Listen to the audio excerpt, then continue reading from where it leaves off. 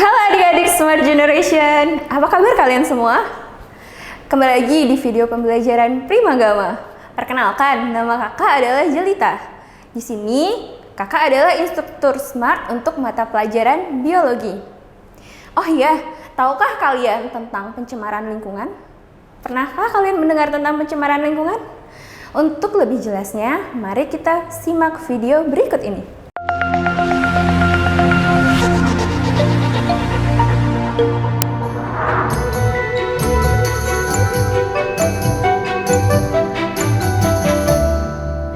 Nah, adik-adik, apakah kalian menjumpai fenomena pencemaran lingkungan di sekitar tempat tinggal kalian?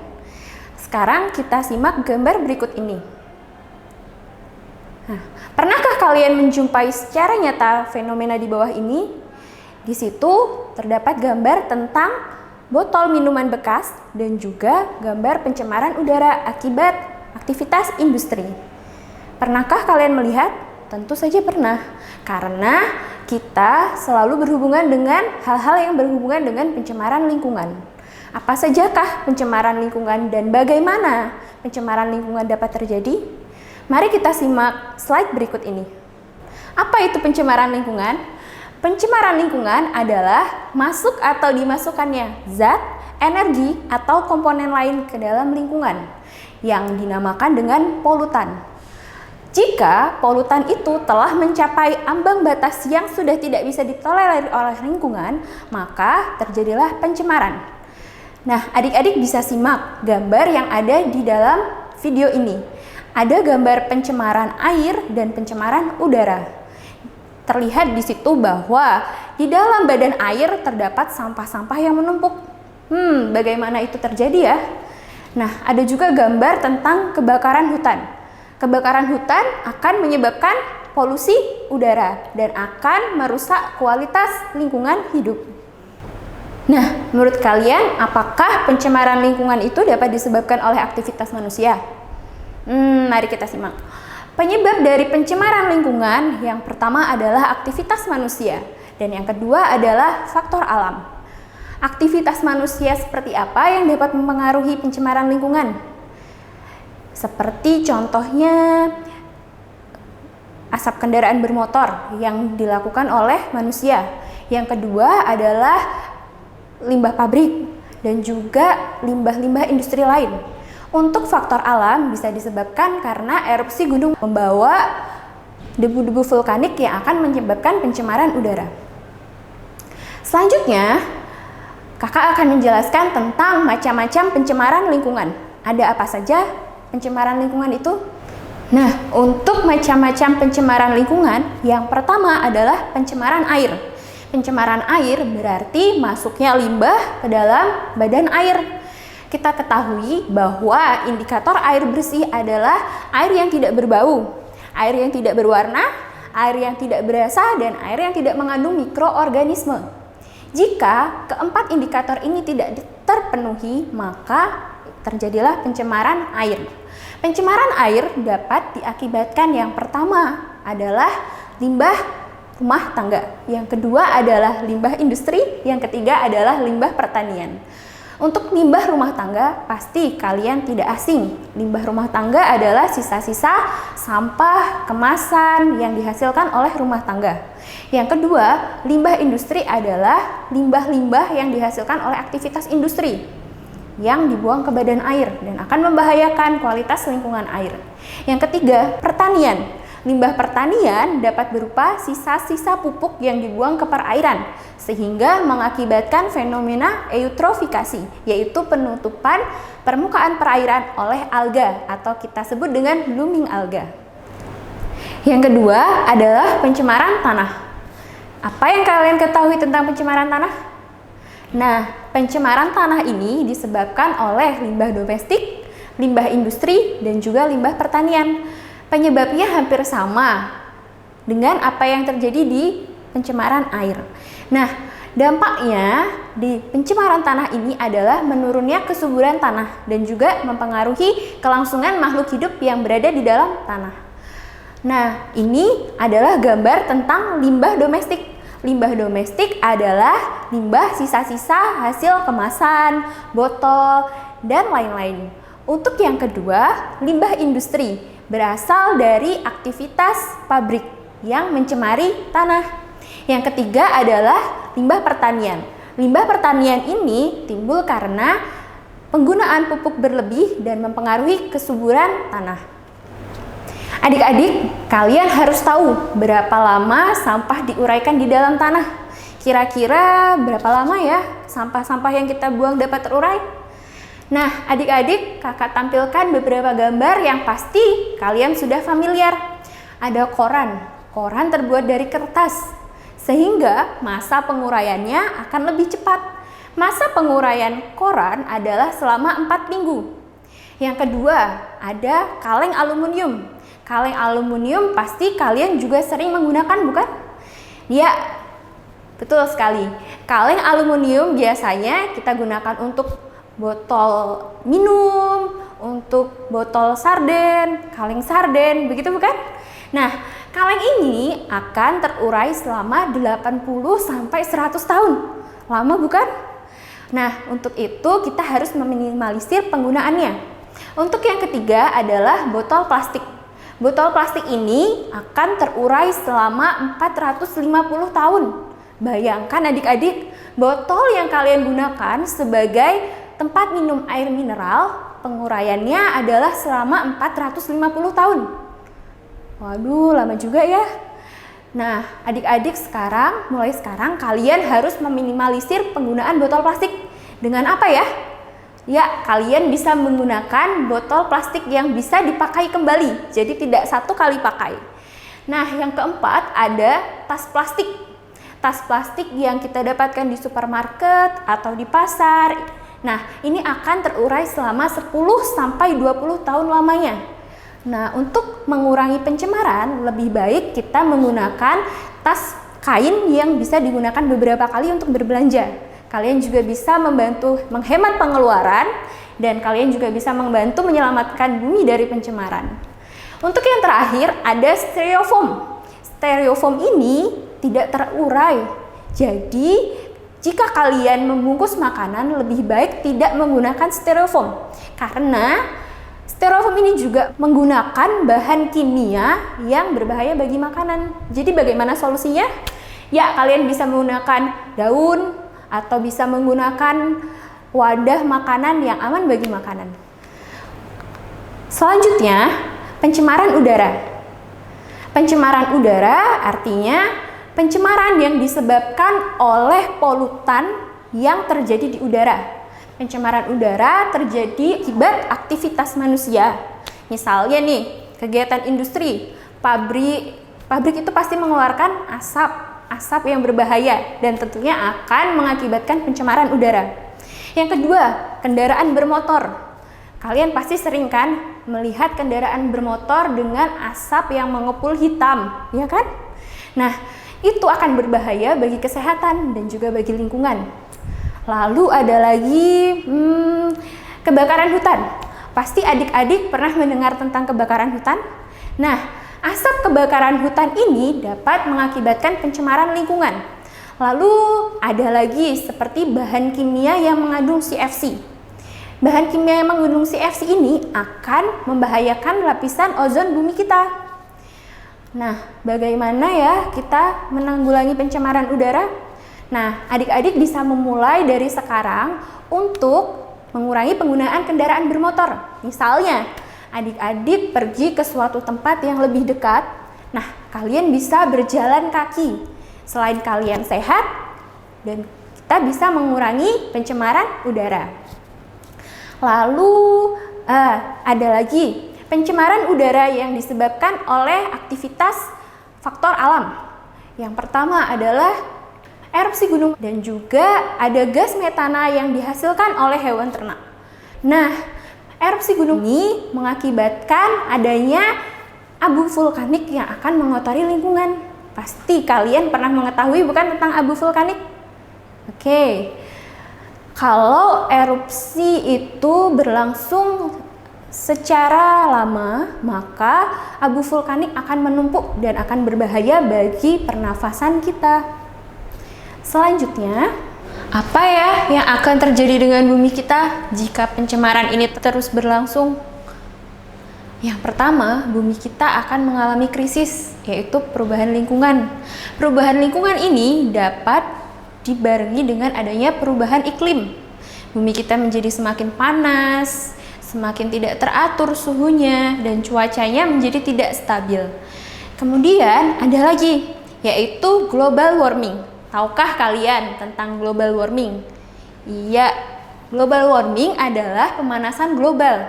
Pemanasan global ini bisa disebabkan oleh pencemaran udara. Jadi dek, begini ya, asap-asap kendaraan bermotor dan sisa asap pabrik yang mengupul di udara akan terjebak di luar bumi dan akan mempengaruhi panas bumi, karena panas bumi tidak bisa dipantulkan keluar lagi oleh adanya gas-gas yang memperangkap bumi tersebut. Nah, itulah yang dinamakan global warming. Global warming ini bisa ditandai dengan mencairnya geyser di kutub utara dan juga naiknya permukaan air laut, sehingga mengakibatkan banyak perubahan iklim terjadi di bumi kita.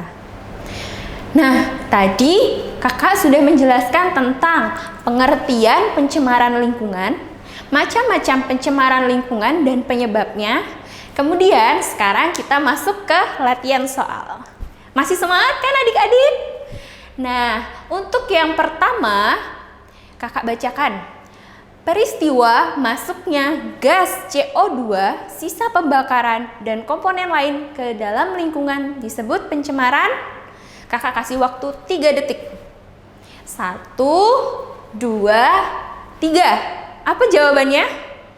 Ya, pencemaran udara. Jadi, seperti yang kakak sudah jelaskan tadi, bahwa gas CO2 dan sisa pembakaran akan terperangkap di dalam udara, dan hal ini akan mengakibatkan rusaknya kualitas lingkungan, menurunnya kebersihan udara. Nah, hal ini adalah dinamakan dengan pencemaran udara. Jadi jawabannya D ya adik-adik ya. Masih semangat di soal nomor kedua? Oke, kakak lanjutkan. Salah satu cara untuk menanggulangi pencemaran yang disebabkan oleh limbah pabrik yaitu dengan titik-titik-titik. A. Mengurangi dan menutup industri bahan kimia. B. Membatasi penggunaan bahan kimia. C. Membuang limbah pabrik sedikit demi sedikit. D. Mengolah limbah pabrik sebelum dibuang. Ayo, sekarang jawabannya apa ya? Kakak kasih waktu lagi untuk menjawab. Jawabannya adalah 1, 2, 3. Ya, D, yaitu mengolah limbah pabrik sebelum dibuang. Nah, tadi adalah salah satu cara untuk menanggulangi pencemaran lingkungan. Karena aktivitas pabrik harus terus berjalan untuk mencukupi kebutuhan manusia, maka sebaiknya limbah pabrik sebelum dibuang harus diolah terlebih dahulu, sehingga tidak membahayakan lingkungan. Bisa dengan diberi filter udara, atau jika pabrik itu menggunakan limbah cair, bisa dengan sistem bioremediasi. Selanjutnya, adanya CO2 yang berlebih di udara dapat menimbulkan. Nah, apa ya kira-kira? Tadi kita sudah sedikit membahas tentang CO2 di udara. Kira-kira apa ya adik-adik? Nah, opsi pertama A. Pemanasan global. B. Sesak nafas. C. Hujan asam. Dan D. Berlubangnya ozon. Kira-kira apa ya jawabannya? Ayo, siapa yang bisa tebak? Jawabannya adalah pemanasan global. Nah, seperti tadi yang sudah kakak jelaskan bahwa CO2 adalah salah satu penyebab dari pemanasan global.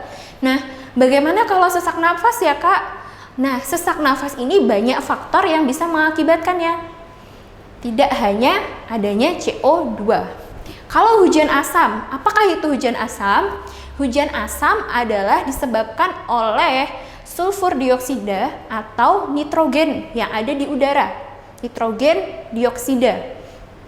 Nah, nitrogen dan sulfur ini jika terbawa oleh air hujan, maka akan terjadi hujan asam. Yang opsi D, berlubangnya ozon. Berlubangnya ozon disebabkan oleh adanya gas CFC. Gas CFC itu dikeluarkan oleh bahan-bahan elektronik yang masih menggunakan pendingin yang menggunakan CFC. Nah, paham sekarang? Masih semangat di soal berikutnya? Kita lanjutkan. Adalah tanaman yang bisa dijadikan sebagai indikator terjadinya pencemaran air adalah A. Teratai, B. Kangkung, C. Enceng gondok, dan D. Semanggi. Kira-kira apakah adik-adik sudah pernah lihat teratai? Kalau kangkung sudah pernah lihat belum? Kangkung biasanya kita masak ya. Nah, kalau eceng gondok, adik-adik sudah pernah lihat? Dan yang terakhir ada semanggi. Kira-kira nih tanaman apa ya yang bisa mengakibatkan, bukan mengakibatkan, tapi bisa menjadi indikator pencemaran lingkungan. Jadi si air itu dibilang tercemar kalau ada apanya nih? Kira-kira sudah dapat jawabannya?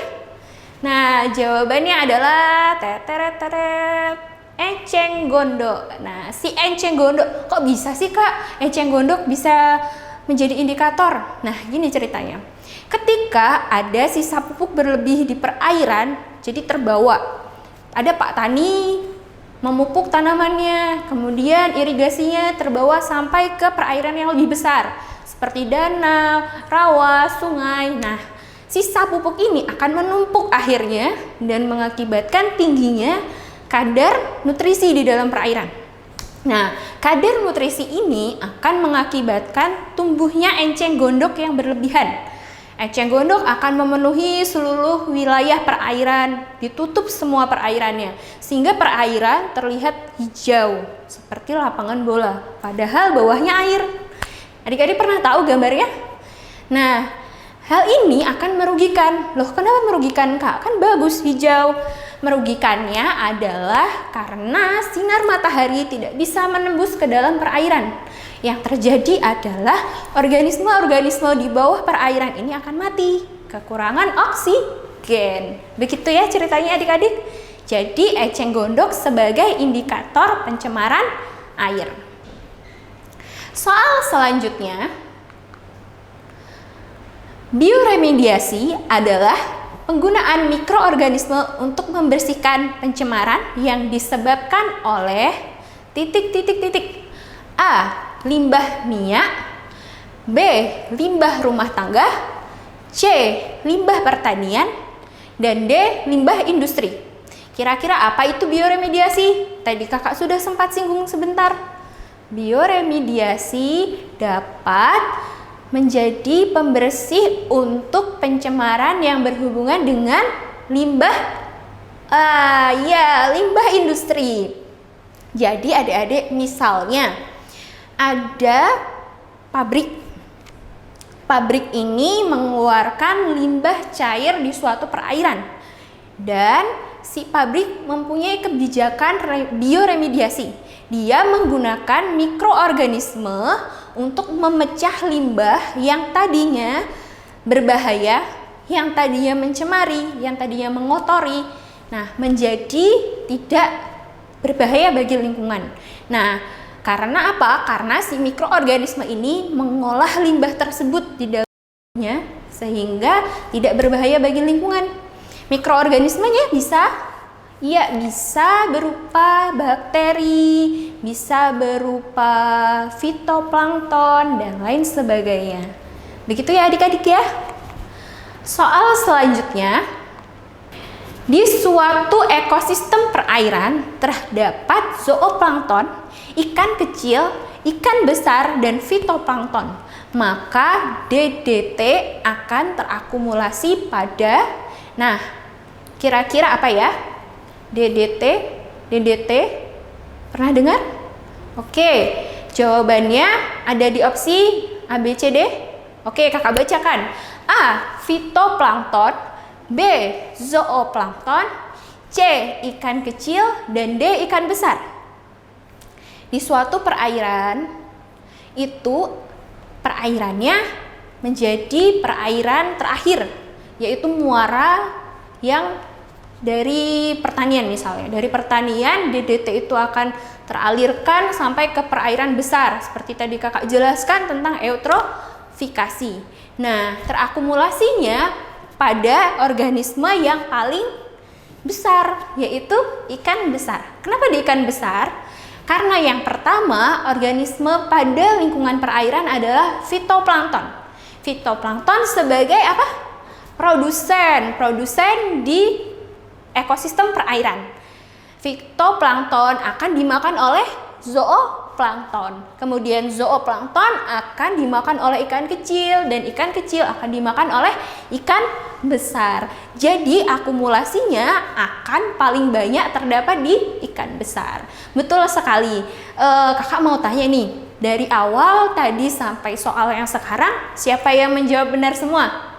Iya, adik-adik anak Indonesia semuanya cerdas dan bersemangat. Soal selanjutnya, dampak yang timbul jika kita menggunakan gas CFC pada kulkas, spray, dan AC adalah titik-titik-titik. A. Efek rumah kaca. B. Pencemaran udara di lingkungan sekitar perumahan. C. Pencemaran udara di dalam rumah.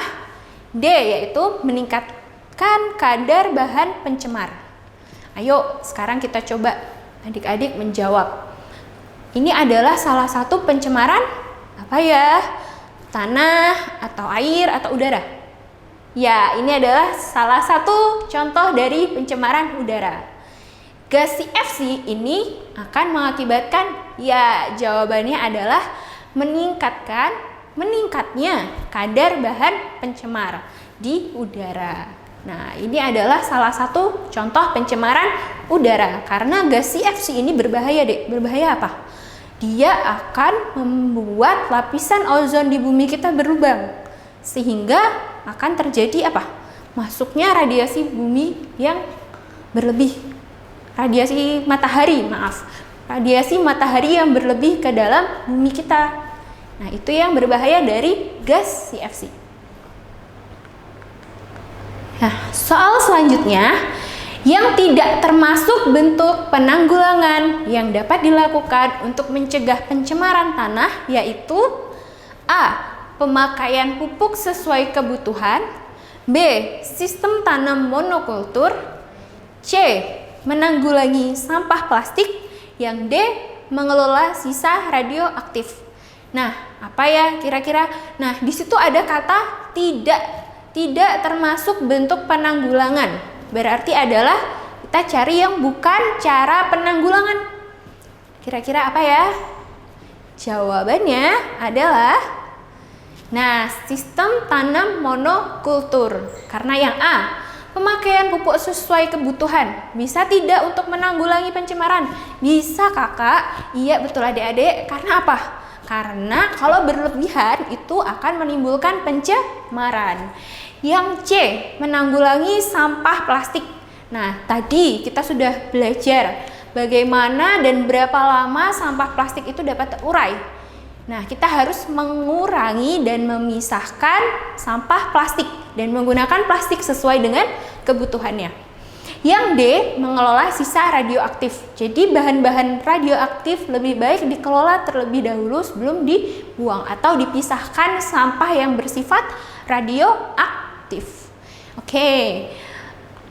Untuk soal selanjutnya, pencemaran tanah banyak terjadi karena adanya sampah organik dan anorganik.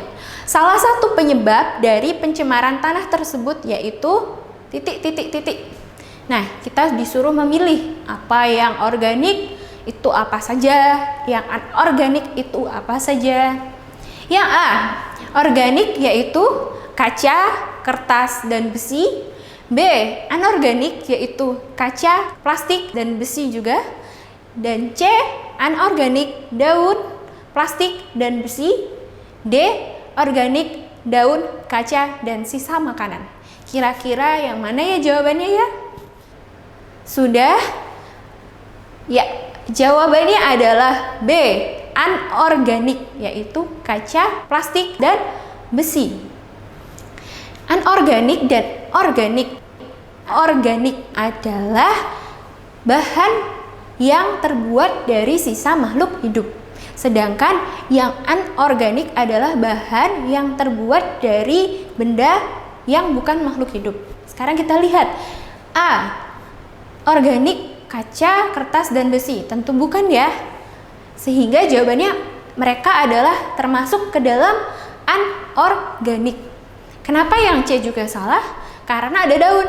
Daun terbuat dari makhluk hidup. Yang D, organik. Daun, kan ada daun. Oke, boleh. Tetapi ada kaca dan sisa makanan. Oh, sisa makanan itu organik. Yang bukan adalah kacanya. Sehingga jawabannya B. Oke, dapat diterima adik-adik? Nah, adik-adik, tadi kita sudah belajar bersama tentang materi pencemaran lingkungan. Dan kita sudah membahas soal-soal yang berkaitan dengan pencemaran lingkungan. Adik-adik sudah paham bukan? Oke, kalau begitu kita sudahi sesi belajar pada hari ini. Semoga adik-adik tetap selalu semangat dalam belajar, tetap sehat. Oh iya, jangan lupa untuk subscribe channel Primagama dan nyalakan loncengnya untuk tahu update video terbaru kita. Oke? Untuk itu kakak mohon undur diri, sampai jumpa lagi dan salam Primagama. Primagama siap, Primagama smart dan terdepan dalam prestasi.